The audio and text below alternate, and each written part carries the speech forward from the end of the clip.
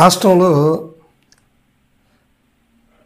అత్యధికంగా ఎలక్షన్ అయిపోయిన తర్వాత కూడా వాడివేడిగా సాగుతున్న రాజకీయాలు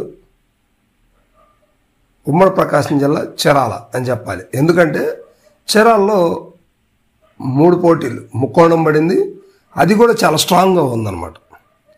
సో ఇక మనం చీరాల విషయానికి వెళ్తే, చీరాల్లో వైఎస్ఆర్సీపీ నుంచి కరణం వెంకటేష్ బాబు, టీడీపీ నుంచి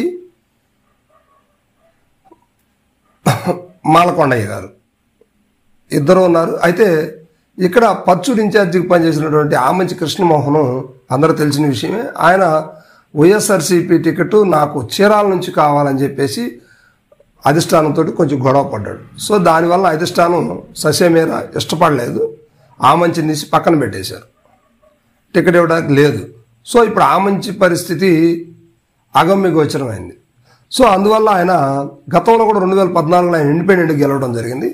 అదే కోవలో జనం అదే విధంగా సపోర్ట్ చేస్తారా లేదా అని ఒక టెస్టింగ్ కావచ్చు, లేకపోతే మళ్ళీ అదే ప్రయత్నం బలంగా చేయాలని కావచ్చు, కాంగ్రెస్ పార్టీలో చేరి కాంగ్రెస్ పార్టీ నుంచి పోటీ చేయడం జరిగింది. సో ఆ పోటీ అంటే అది ఆషామాషి పోటీ కాదు, కొంచెం బలమైన పోటీ అని చెప్పుకోవచ్చు. ఇక ఈ ఇద్దరి మధ్యన ఆమంచి కృష్ణమోహన్ ఎంతవరకు సఫలమవుతాడు అనేది ఇక్కడ సమస్యగా మారింది.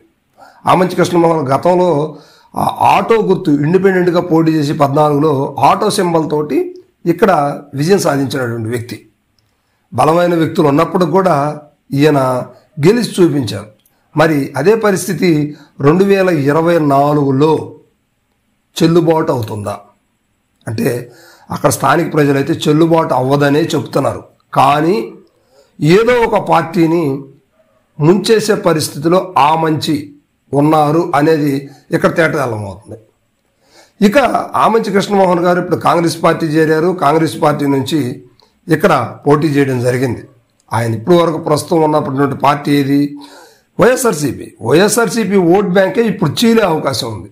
సో దానివల్ల కరణం వెంకటేష్ బాబు గారికి ఖచ్చితంగా మైనస్ అయ్యే అవకాశాలు అయితే కనిపిస్తున్నాయి. ఇక్కడ యాక్చువల్గా టీడీపీ గెలిచే అవకాశం అయితే లేదు ఈసారికి. ఇక్కడ ఖచ్చితంగా వైఎస్ఆర్సీపీ గెలవాలి. ఇది ఖచ్చితంగా ఉన్నటువంటి గ్రౌండ్ రిపోర్ట్ ప్రకారం కావచ్చు, ఎటు చూసినా కూడా ఇక్కడ వైఎస్ఆర్సీపీకి అవకాశం ఉంది. కరణం కుమారుడు, కరణం బలరాం గారి కుమారుడు కరణం వెంకటేష్ బాబు, కరణం వర్గీయులకు అక్కడ ఒక వర్గం ఉంది. మొన్న టీడీపీలో 19 ఆయన గెలిచిన వెంటనే వైఎస్ఆర్సీపీలో చేరడం జరిగింది. ఆ వైఎస్ జగన్మోహన్ రెడ్డి గారు కూడా ఆ విషయంలో కొంచెం సీరియస్ తీసుకొని వారి కుమారుడిగా ఇక్కడ నేను వైఎస్ఆర్సీపీ టికెట్ ఇస్తాను అని చెప్పేసి ఇన్ఛార్జ్ ఆయనకే ఇచ్చేసి వారిని పార్టీలోనే ఉంచిన పరిస్థితి. అయితే ఇక అక్కడ పరిస్థితులు చూస్తే ఇప్పుడు ఆమంచికి మొండి చేయి చూపించారు. సో దానివల్ల కాంగ్రెస్ పార్టీ నుంచి పోటీ చేశారు. మరి ఇప్పుడు ఆమంచి గారు వేసినటువంటి పోటీ ఓట్ బ్యాంకు ఎటు నుంచి చీలిందనుకుంటున్నారు?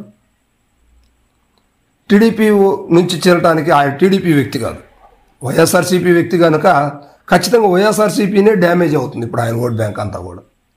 అంటే ఆయనకున్న పరిచయాలను బట్టి టీడీపీ నుంచి కొంతవరకు మార్చుకోగలరు, కానీ పూర్తి స్థాయిలో మార్చడానికి అవకాశం అయితే లేదు కదా. సో ఇది చీరాల పరిస్థితి.